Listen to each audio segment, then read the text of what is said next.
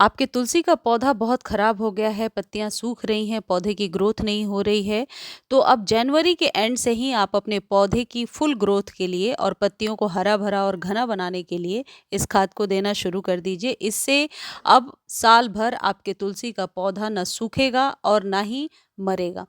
अक्सर शीतलहर का जब प्रकोप होता है तो हमारे तुलसी का पौधा सूखने लगता है या फिर तुलसी की ग्रोथ बिल्कुल रुक जाती है। आज के वीडियो में कुछ ज़रूरी टिप्स बता रही हूँ जिससे आप अपने तुलसी को सूखने मरने से बचा सकते हैं, ग्रोथ को तेज कर सकते हैं और घना बना सकते हैं। तुलसी एक पवित्र पौधा है जो हम सब अपने घर में ज़रूर लगाते हैं और तुलसी के पौधे को आप जहाँ भी लगाते हैं साफ सफाई का विशेष उस जगह पे ध्यान रखिए। यदि आपके तुलसी जी के पौधे पर पत्तियां सूख रही हैं या पत्तियों पर काले कीड़े का अटैक है, तो इस खाद की मदद से आप अपने तुलसी के पौधे पर मल्टीपल बेनिफिट्स ले सकते हैं, बहुत सारे फायदे ले सकते हैं। सबसे पहले पॉट साइज की बात करते हैं। तुलसी जी के पौधे को हमेशा 6 इंच से बड़े कंटेनर में लगाइए, लेकिन एक बात का ध्यान रखें, ज़मीन में कभी भी तुलसी का पौधा नहीं लगाना चाहिए, हमेशा कंटेनर में ही लगाना चाहिए। और कंटेनर यदि प्लास्टिक का ना होकर मिट्टी का हो तो वेल एंड गुड है, लेकिन मेरे यहाँ एक तुलसी जी प्लास्टिक के कंटेनर में लगी हैं और एक मिट्टी के कंटेनर में, दोनों ही बहुत ही बेस्ट तरीके से अपनी ग्रोथ दिखा रही हैं। यानी कि यदि आपके पास जगह की कमी है, 6 से 8 इंच के बीच के कंटेनर में आप प्लास्टिक में भी लगा सकते हैं, मिट्टी में भी लगा सकते हैं। तुलसी जी के पौधे को सूखने से बचाने का एक बहुत ही अच्छा तरीका ये होता है कि सर्दियों में आप कम से कम पानी डालेंगे। यदि तुलसी जी के पौधे में आप ज़्यादा पानी डालते हैं तो उसका रिजल्ट बहुत ही जल्द देखने को मिलता है। मैं अभी आपको दिखाऊंगी कैसे मेरे एक ये तुलसी का पौधा ज़्यादा पानी की वजह से इसकी पत्तियां थोड़ी सी सूखने लगी थी, फिर इसको मुश्किल से मैंने ठीक किया। ये देखिए, ये दूसरा पौधा है, बहुत ही स्वस्थ ये पौधा था, कई बार आप लोगों के साथ शेयर भी किया था मैंने रिजल्ट। लेकिन ज़्यादा पानी की वजह से इसकी पत्तियां काली होकर के झुकने लगी हैं। तो आपके पौधे के साथ ये प्रॉब्लम हो रही है तो बिल्कुल भी आप टेंशन ना लें। बस आप ये करें कि उस पौधे की मिट्टी को ऊपर से थोड़ी सी हल्की कर दें, जिससे जड़ों तक हवा जाए और मिट्टी सूख पाए। जब कभी पौधे में आपको लगता है कि ज़्यादा पानी चला गया है, खासकर सर्दियों में, तो सबसे पहले आप गुड़ाई कर दीजिए ताकि मिट्टी में हवा जा सके। और यदि धूप आपके यहाँ थोड़ी बहुत आ रही है, मेरे यहाँ तो आज धूप निकल गई है, तो इसे प्रॉपर धूप में रख दीजिए।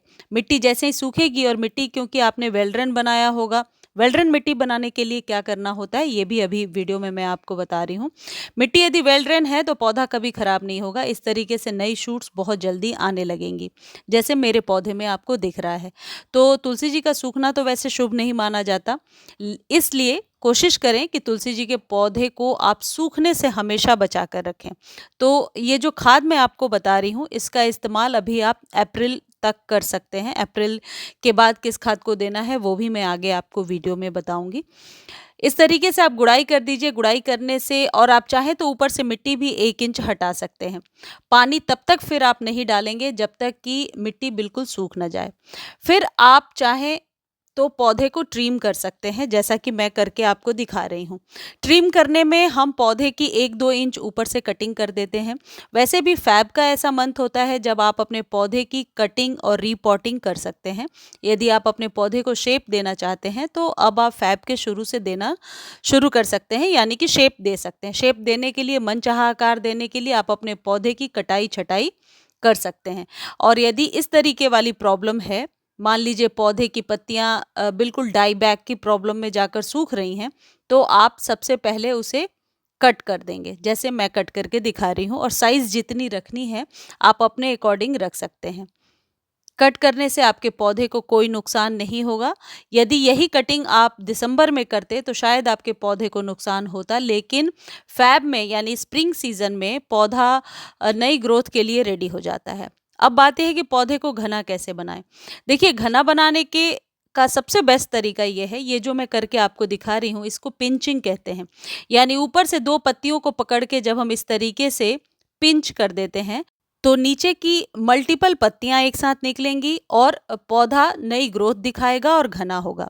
कटिंग और पिंचिंग के थ्रू आप अपने पौधे को घना बना सकते हैं। कटिंग जब आप करते हैं, पौधे में नई शूट्स आती हैं, नए नए ब्रांच निकलते हैं और पौधा घना होता है।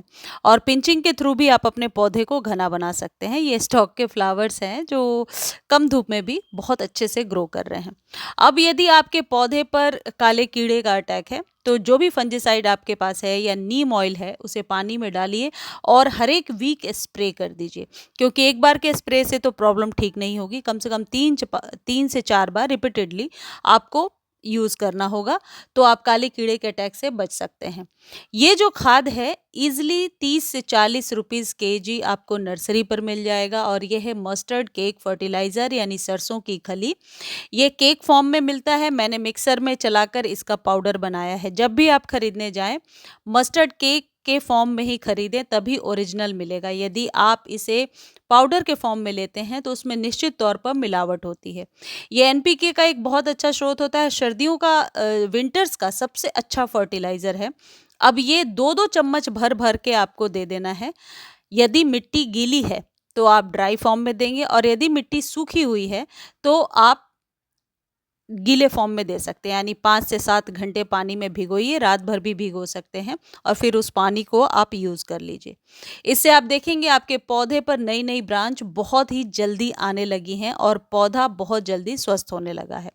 एक विशेष सूचना है, विशेष बात है, इस बात को ज़रूर फॉलो कीजिएगा। जो भी कटिंग आप कट करते हैं, इसे गार्डन में ना छोड़ें, पैर ना लगे, अदरवाइज तुलसी को वैसे भी बचाना मुश्किल हो जाएगा। ये एक पवित्र पौधा है, कभी भी पैर ना लगे, इस बात का ध्यान रखें। तुलसी के पत्तों को मल्टीपल तरीके से यूज़ कर सकते हैं, विष्णु भगवान को चढ़ा सकते हैं या फिर फेस पैक बना सकते हैं या काढ़ा बनाकर पी सकते हैं। बहुत सारे यूजेस हैं, लेकिन पैर ना लगे इस बात का ध्यान रखिए। मैं हर वीडियो में ऐसा बताती हूँ। देखिए, जहाँ जहाँ से मैंने कट किया था वहाँ से नई ब्रांच निकली हैं, तो कटिंग करने के बाद नई ब्रांच ज़रूर निकलती है।